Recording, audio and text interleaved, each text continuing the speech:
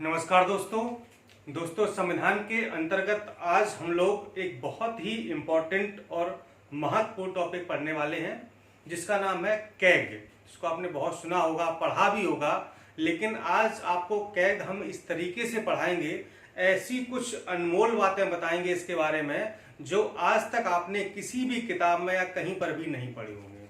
ठीक है, तो कैग आज हम पढ़ने वाले हैं, बहुत ही इंपॉर्टेंट है। इससे पहले हम आपको भारत की संचित निधि और आकस्मिकता निधि के बारे में बता चुके हैं, उसी से संबंधित ये टॉपिक है, इसलिए हमने उन दोनों निधियों को पहले पढ़ा दिया था। अब क्या होगा, अब उससे रिलेटेड जो टॉपिक है वो है कैग का, इसलिए संचित निधि और आकस्मिकता निधि को पढ़ना जरूरी था, तभी आपको कैग समझ में आएगा, ऐसा मेरा कहना था आपसे। तो आज हम कैग को लेकर के उपस्थित हैं और इसके बारे में हम बहुत सारी आपको जरूरी बातें बताने वाले हैं जो कि परीक्षा के लिहाज से बहुत इंपॉर्टेंट हो जाती हैं। तो कैग का जो पूरा नाम है पहले तो उसको जानिए। देखिए, हिंदी में इसको कहते हैं भारत का नियंत्रक एवं महालेखा परीक्षक। ठीक है, इसका ये पूरा नाम है। ठीक है, कैग हम लोग जल्दी या नियंत्रक महालेखा परीक्षक कह देते हैं, तो पूरा नाम है भारत का नियंत्रक एवं महालेखा परीक्षक। ठीक है, इंग्लिश में शॉर्ट में कहते हैं CAG कैग, या इंग्लिश पर पूरा लिखेंगे तो लिखेंगे controller and auditor general of India. ठीक है, ये इसका फुल फॉर्म है। ठीक है, और आपने अभी तक ये पढ़ा होगा कि कैग जो होता है वो संविधान के आर्टिकल 148 में होता है। ठीक है, यानी कि अनुच्छेद 148 में होता है। ठीक है, तो मैं आपकी जानकारी के लिए बता दूं कि कैग जो होता है, जो कैग का प्रावधान किया गया है वो 148 से लेकर के 151 तक है। ये ध्यान रखिएगा, सिर्फ 148 में नहीं है, बल्कि इसका प्रावधान, जो कैग का प्रावधान है, उसकी जो सारी चीजें हैं, नियुक्ति, शपथ, उसकी कार्य शक्तियां हैं, रिपोर्ट किसको सौंपेगा, ये सारी बातें जो इससे रिलेटेड पूरा चैप्टर है वो 148 से लेकर के 151 यानी कि 48, 49, 50, 51 यानी 4 अनुच्छेद के अंतर्गत इसको डिवाइड किया गया। ठीक है, तो कैग क्या है, इसकी नियुक्ति कैसे होती है, शपथ कैसे लेता है, कार्यकाल कितना है, वेतन कितना होता है, ठीक है, इसके काम क्या है, कर्तव्य क्या है, शक्तियां क्या हैं, कौन कौन सी रिपोर्ट की जांच करता है, किसको अपनी जांच सौंपता है, इन सारी बातों का आज हम लोग बहुत ही बारीकी से विश्लेषण करने वाले हैं। इसलिए पूरे लेक्चर में अगर आप मेरे साथ बने रहेंगे तो मैं आपको दावे के साथ कह सकता हूं कि आप जरूर कुछ ना कुछ आज नया सीखने वाले हैं। चलिए शुरुआत करते हैं बिना देर किए। तो जो भारत का नियंत्रक एवं महालेखा परीक्षक है, इसका भारतीय संविधान के अनुच्छेद 148 से लेकर के 151 में एक कैग की व्यवस्था की गई है कि भारत का नियंत्रक एवं महालेखा परीक्षक होगा, अर्थात कैग होगा। ठीक है, शुरुआत करते हैं आर्टिकल 148 से। देखिए 148 में है क्या, 148 में यह है कि इसकी कैग की नियुक्ति कैसे की जाएगी, ये शपथ कैसे लेगा, कौन इसको शपथ दिलाएगा, और इसकी सेवा की शर्तें क्या होंगी, ये दिया गया है आर्टिकल 148 में। ठीक है, तो सबसे पहले बात कर लेते हैं कि इसकी नियुक्ति कौन करता है, ये राष्ट्रपति के द्वारा नियुक्त किया जाता है। ध्यान रखिएगा, कौन नियुक्त करता है, राष्ट्रपति इसको नियुक्त करता है, और इसको शपथ भी राष्ट्रपति ही दिलवाता है, या उसके द्वारा, यानी कि या राष्ट्रपति के द्वारा नियुक्त किसी व्यक्ति के समक्ष ये शपथ लेता है, या तो राष्ट्रपति के समक्ष शपथ लेगा या फिर राष्ट्रपति द्वारा नामित या नियुक्त किसी व्यक्ति के समक्ष ये शपथ ग्रहण करता है। ठीक है, और इसका जो कार्यकाल है वो है 6 वर्ष या 65 वर्ष की आयु तक, यानी जो भी पहले हो। अगर 6 वर्ष पहले हो गए, यानी 6 वर्ष कंप्लीट हो गए हैं, तो ये अपना त्याग पत्र देगा, यानी पद त्याग देगा, या 6 वर्ष कंप्लीट नहीं हुए हैं और 6 वर्ष से पहले ही ये 65 वर्ष की आयु को प्राप्त कर चुका है, तब भी इसको अपने पद से त्याग पत्र देना होगा, अपने पद से इसको हटना होगा। ठीक है, इसलिए 6 वर्ष या 65 वर्ष की आयु जो भी पहले हो, ये अपना त्याग पत्र राष्ट्रपति को देता है। ध्यान रखिएगा, ठीक है, त्याग पत्र किसको देगा, राष्ट्रपति को देगा। और अगर इसको समय से पहले हटाना हो, ठीक है, अगर इसको समय से पहले हटाना हो तो किस प्रक्रिया के द्वारा हटा सकते हैं। देखिए, इससे पहले हमने आपको महान्यायवादी और महाधिवक्ता के बारे में पढ़ाया था। क्या बताया था कि नियुक्ति कौन करता है, राष्ट्रपति करता, दोनों की, महान्यायवादी की और महाधिवक्ता की। लेकिन वो कब तक पद पर रहेंगे, वो राष्ट्रपति के प्रसाद पर्यंत पद धारण करते हैं, ये मैंने आपको बताया था। लेकिन यहाँ पर वो बात नहीं है। यहाँ पर कैग की नियुक्ति तो राष्ट्रपति करवाता है, और त्यागपत्र भी, यानी कि जो अपनी स्वेच्छा से त्यागपत्र देना चाहे या जैसे इसका कार्यकाल पूरा होगा और त्यागपत्र देगा तो राष्ट्रपति को देगा, लेकिन इसको राष्ट्रपति हटा नहीं सकता है, ये पावर नहीं है। नियुक्ति तो कर सकता है, लेकिन राष्ट्रपति महान्यायवादी और महाधिवक्ता की तरह कैग को उसके पद से हटा नहीं सकता है।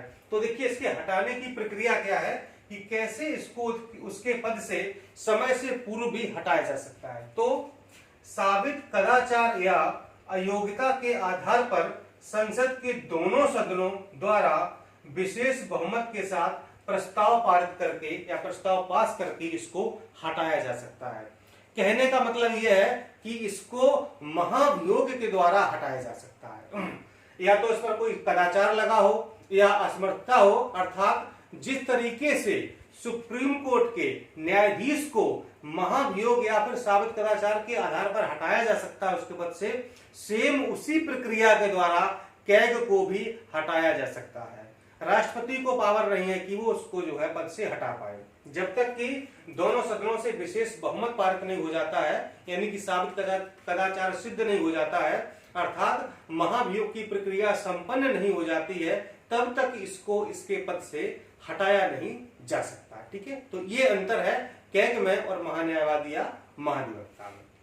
चलिए आगे बढ़ते हैं, इसके वेतन की बात कर लेते हैं। सैलरी कितनी मिलती है, तो इसको सैलरी संसद द्वारा निर्धारित की जाती है कि कितनी इसको सैलरी मिलनी चाहिए, और जो अमूमन सैलरी होती है वो सुप्रीम कोर्ट के न्यायाधीश के बराबर इसको सैलरी मिलती है।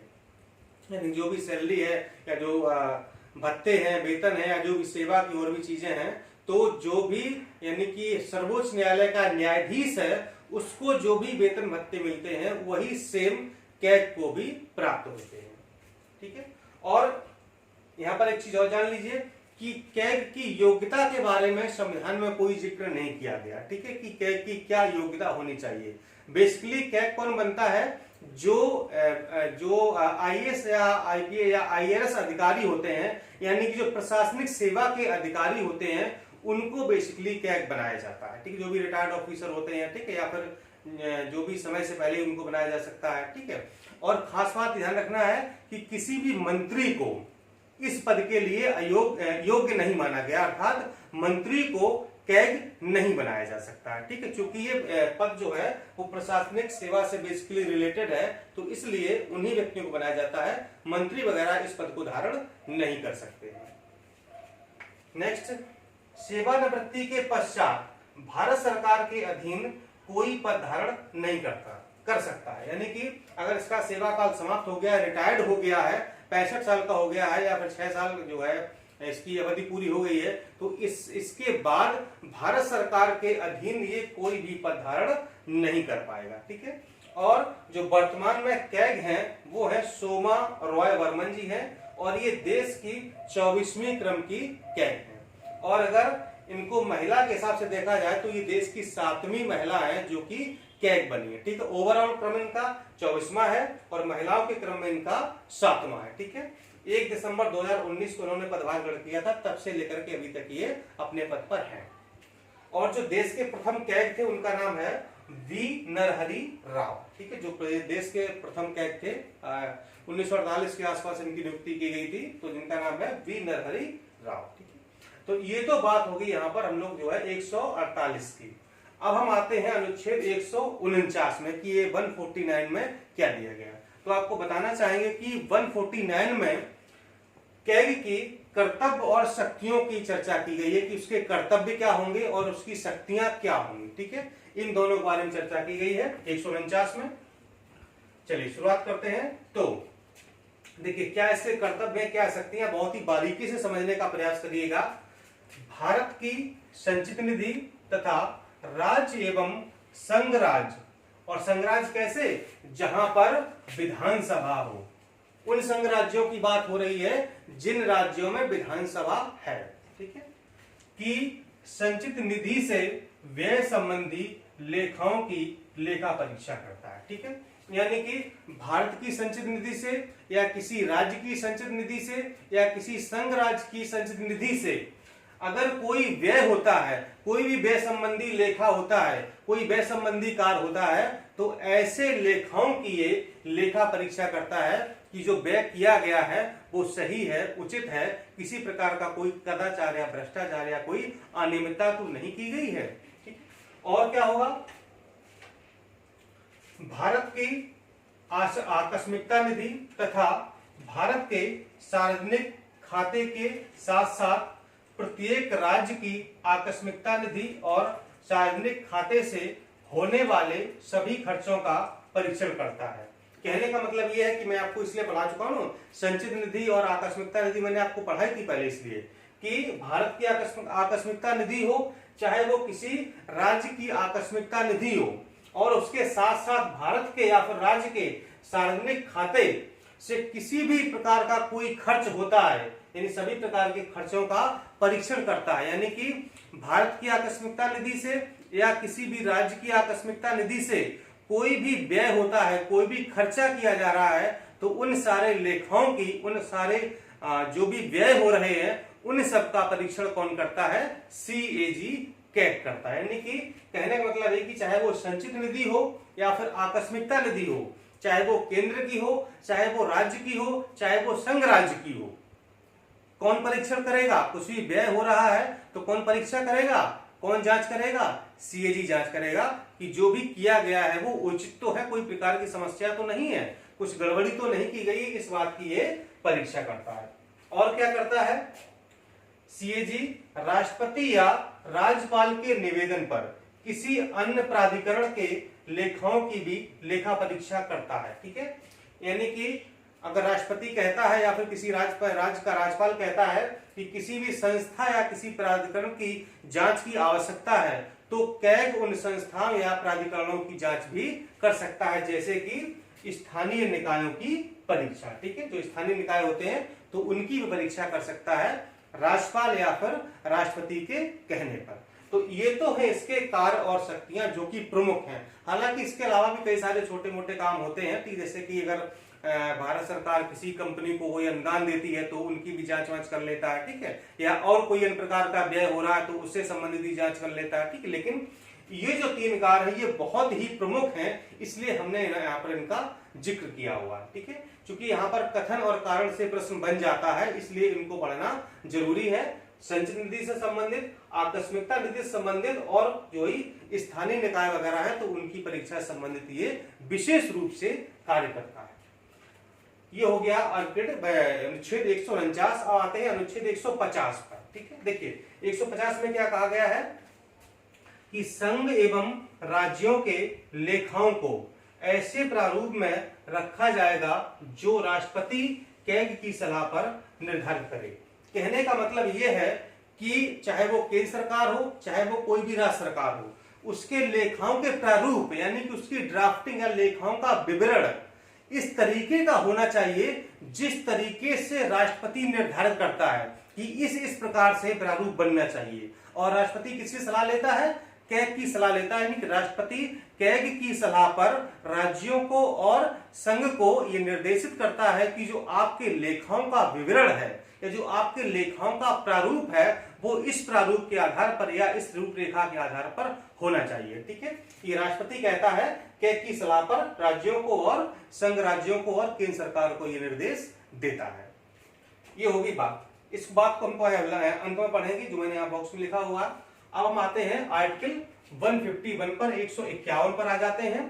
ठीक है, 151 देखिए 2 बातें प्रमुख रूप से कही गई हैं जो जिनको मैंने पॉइंट बना दिया है, ए और बी। ये दोनों बातें बहुत जरूरी हैं जो कि आर्टिकल 151 में की गई हैं।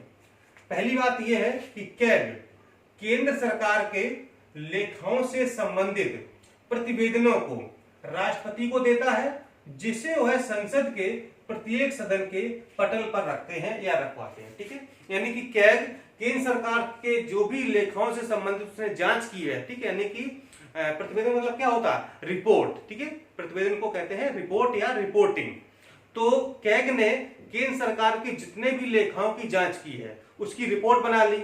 अब ये रिपोर्ट किसको देगा? ये रिपोर्ट राष्ट्रपति को सौंप देता है, ठीक है। यानी कि कैग अपनी रिपोर्ट यानी कि केंद्र सरकार से संबंधित लेखाओं की जांच की रिपोर्ट राष्ट्रपति को सौंपता है। इसके बाद राष्ट्रपति उस रिपोर्ट को संसद के दोनों सदनों के पटल पर रखवाता है, लोकसभा में भी राज्यसभा में, ठीक है।